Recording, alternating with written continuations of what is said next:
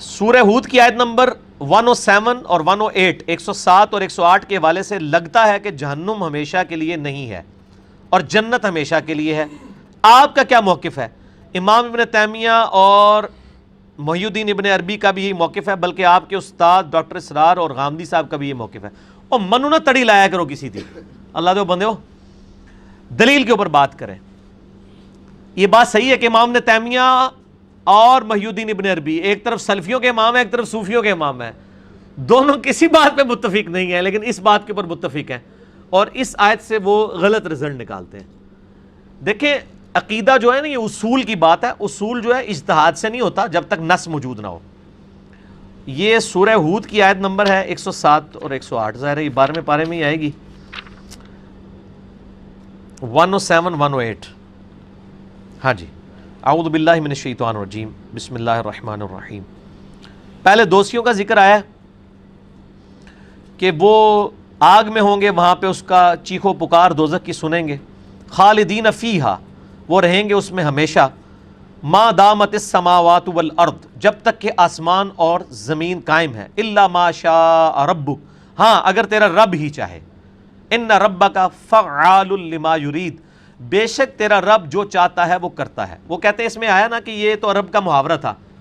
ہم کہتے ہیں نا جی قیامت تک میں تجھ سے نہیں بولوں گا. اس کا یہ مطلب نہیں ہوتا کہ قیامت دن میں بول لوں گا، مراد ہے کہ ہمیشہ کے لیے نہیں بولوں گا. تو عرب میں بھی یہ محاورہ تھا کہ جب تک زمین و آسمان قائم ہے نا یہ نہیں ہوگا.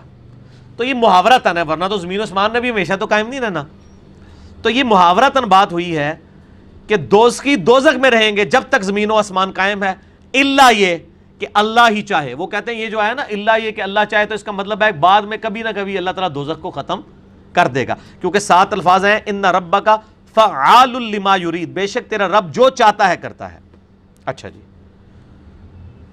آگے کیا ہے؟ وَأَمَّا الَّذِينَ سُعِدُوا فَفِي الْجَنَّةِ خَالِدِينَ فِيهَا، اور جو سعادت مند ہیں وہ ہوں گے جنت میں، اس میں رہیں گے ہمیشہ. ما دامت السماوات والارض، اس وقت تک جب تک کہ آسمان و زمین قائم ہے. الا ما شاء ربک، ہاں تیرا اگر رب ہی چاہے. عطاء غیر مجذوذ، لیکن اس کی جو عطا ہے وہ نہ ختم ہونے والی ہے. وہ کہتے ہیں یہاں پہ بھی وہی الفاظ ہے کہ اگر تیرا رب چاہے گا تو جنت بھی ختم ہو جائے گی، لیکن اس کے ساتھ چونکہ آ گیا کہ تیرے رب کی عطا جو ہے وہ نہ ختم ہونے والی ہے، تو اس سے یہ اشارہ ملتا ہے کہ جنت ختم نہیں ہوگی. اور اوپر یہ آ رہا ہے کہ ان ربک فعال لما یرید، اس سے لگتا ہے کہ اللہ تعالیٰ کبھی چاہے گا تو دوزخ ختم کر دے گا. اندھے کو اندھیرے میں بڑی دور کی سوجی، ایڈے اس طرح دے رزلٹ نہیں کٹے جاندے. اور پھر آگے کہتے ہیں دیکھیں جی جنت کا ذکر جب بھی قرآن میں آیا نا تو وہاں خالدین فیہا ابدا آیا ہے، اور دوزخ کا ہاں سارے ہسے جے تہاڈی بھی جہالت اللہ دے بندے، قرآن بھی کھول لیندے، دوزخ نال بھی ابدا آیا ہوا ہے. اچھا اسی بھی سنا کے سننی ٹنی، کدے خود قرآن کھول کے پڑھے. اور یہ بات اتنی مشہور، اتنے بڑے بڑے علماء کر رہے ہوتے ہیں جی جنت کا جب بھی ذکر آیا نا تو وہ ابدا کے ساتھ آیا ہے، اور دوزخ کا ذکر جب آیا تو صرف خالدین فیہا آیا، ابدا نہیں آیا. میں دسنا ابدا، اللہ دے بندے ہو میں نہیں یہ بنایا قرآن ابدا کہاں آیا. سنیں سورۃ الجن، یہ پہلے تو سورۃ النساء میں آ جائیں آپ، حوالے نوٹ کرتے جاؤ. یہ ابدا والی گل آندہ کوئی کرے نا ان کو اس مسئلے میں بھی انجینئرنگ ہو گئی ہے. دیکھیں سورہ نساء آیت نمبر 169، اللہ تعالیٰ فرماتا ہے کہ جو کافر ہیں ظلم کرنے والے وہ رہیں گے، ان کی مغفرت نہیں ہوگی، اللہ تعالیٰ ان کو کوئی سیدھا راستہ نہیں دکھائے گا. الا طریق جہنم خالدین فیہا ابدا، مگر یہ رہیں گے دوزخ میں ہمیشہ ہمیش. وکان ذلک علی اللہ یسیرا، اور یہ اللہ کے لیے ہے آسان.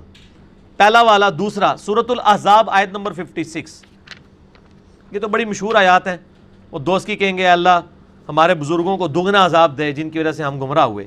انہی آیات کے ساتھ یہ بھی آتی ہے آیت نمبر 65 سورہ الاحزاب. اللہ تعالیٰ فرماتا ہے ان اللہ لعن الکافرین واعد لهم سعیرا، بے شک اللہ کی لعنت ہے کافروں پر، ان کے لیے دوزخ کا عذاب ہے. خالدین فیہا ابدا، وہ رہیں گے اس میں ہمیشہ ہمیش. لا یجدون ولیا ولا نصیرا، وہاں نہ کوئی اپنا مددگار پائیں گے نہ کوئی دوست. ابدا آیا کہ نہیں؟ اسی بھی سنتے آتے ہیں. میں بھی کئی بار نا، میں ایک جگہ میں نے بھی یہ کہیں پہ نا ریکارڈنگ میں نہیں، ویسے میں نے کہا تھا ابدا نہیں آتا. میں آپ پھر کھول کے اللہ سے بندو ابدا آتا ہے. 2 والے ابدا ہو گئے دوزخ کے ساتھ. تیسرا سورۃ الجن آیت نمبر 23، یہ ایسی چیز ہے جو میں لکھ کے لایا ہوا تھا، میں مکتبۃ الشاملہ میں نوٹ کیا ہوا تھا، میں کہ اینڈ ٹائم میں بھول ہی نہ جاواں۔ سورۃ الجن آیت نمبر 23، ٹھیک ہو گیا جی، پارہ نمبر 29 میں آتی ہے نا سورہ جن۔ اعوذ باللہ من الشیطان الرجیم۔ سورۃ المزمل ہے جی، اس سے پہلے سورہ جن ہے، آیت نمبر ہے اس کی 23۔ اللہ تعالیٰ ماتا ہے وَمَن يَعْصِ اللَّهَ وَرَسُولَهُ، جو کوئی اللہ اور اس کے رسول کی نافرمانی کرے۔ اے لو بالکل سیدھی آیت ہے، اور مکی آیات بالکل سیدھے سیدھے فتوے ہوتے ہیں نا، کوئی آپ ادھر ادھر سے گھما کے نہیں بات ہوتی، بالکل اسٹریٹ فارورڈ۔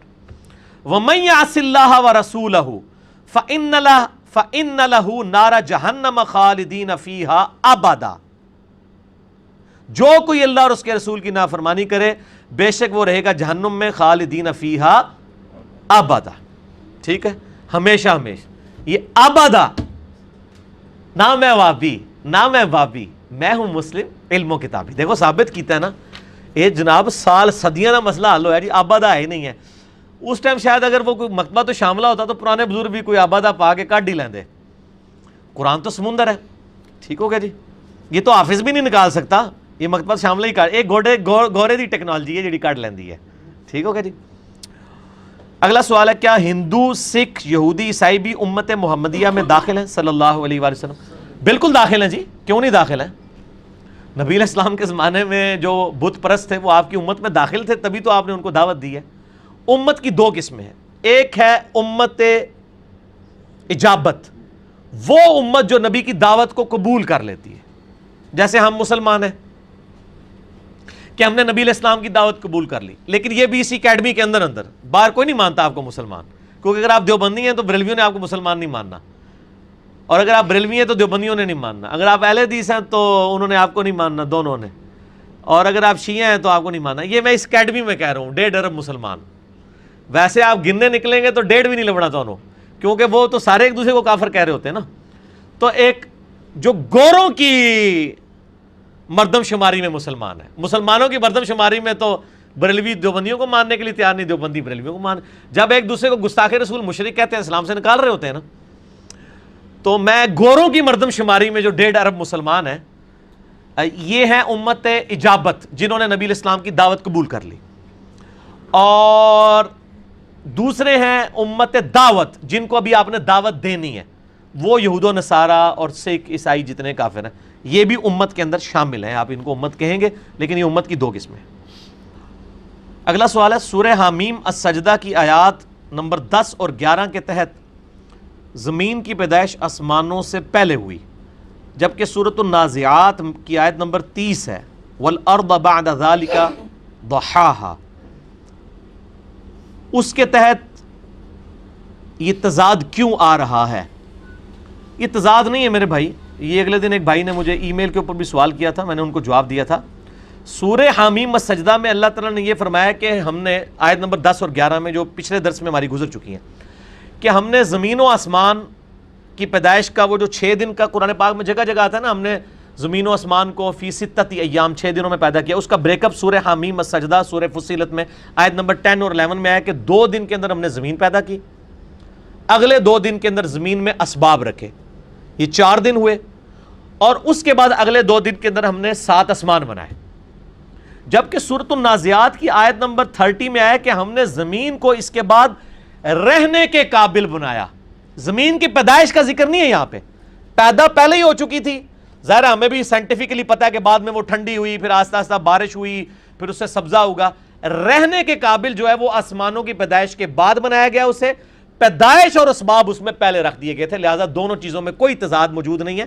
آپ آیات کو غور سے بھی پڑھ لیا کریں، اس میں ہے کہ ہم نے زمین کو اس کے بعد بچھونے کے طور پر رہنے کے قابل بنایا۔